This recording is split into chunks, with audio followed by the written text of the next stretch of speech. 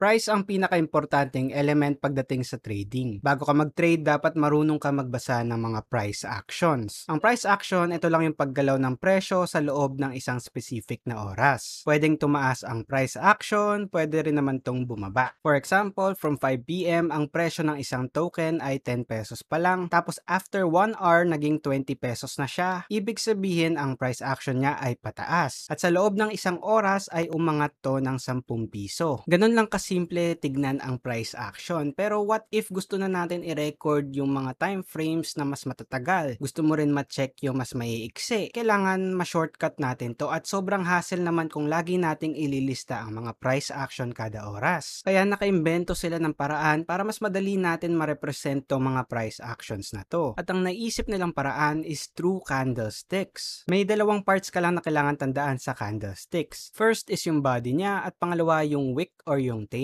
Imagine mo na lang sa tunay na kandila. Yung wick, ito yung tali, at syempre yung body, ito yung katawan. May dalawang klase ng candlesticks. Yung green o yung bullish na candlestick, meron siyang price action na pataas. At ang red o bearish candlestick, meron naman tong price action na pababa. Para mabasa to, may 4 na points ka lang na kailangan tignan. Yung open, high, low, at close. Ang ibig sabihin lang nito, nagsimula yung presyo sa open, ito yung first price niya, umabot siya hanggang sa higher wick, then bumagsak din siya sa lower wick. Pero after nung time frame na to, ang pinaka last price niya is etong nasa close. Sa red candle, parehas lang yung high at low. Ang nag-iba lang dito is yung open and close. Dito, ang open ay yung nasa upper body at ang close is yung nasa lower body. So, di ba nga ang price action ay based sa specific time? Ibig sabihin, ang isang candle ay nagre-represent ng isang time frame. Pwede yung 5 minutes, 15 minutes, 1 hour, 1 day, o kahit anong time frame ang iset mo. For example, tignan natin si Bitcoin chart, tapos ilagay natin ang time frame sa 1 hour. Tapos silipin natin tong isang green candle. Paano natin to babasahin? Ang starting time niya is 3 p.m. at ang ending time niya is 4 p.m. dahil ang time frame na sinet natin ay 1 hour. Sa candlestick na to, makikita natin ang galaw ng presyo sa loob ng 3 to 4 p.m. Ang open is yung starting price sa oras na to. Dahil green yung candle, ang open niya is yung lower body. So nung 3 p.m. ang presyo niya is around 36,800. Tapos yung close, ito yung presyo niya after isang oras, which is 4 p.m. So after 1 hour, ang last price niya is 37,300. Ngayon, yung upper wick, ang sinasabi lang nito is umabot pa ang presyo niya hanggang 37,500 sa loob ng oras na to. Tapos yung lower wick naman, ibig sabihin bumagsak pa to ng 36,780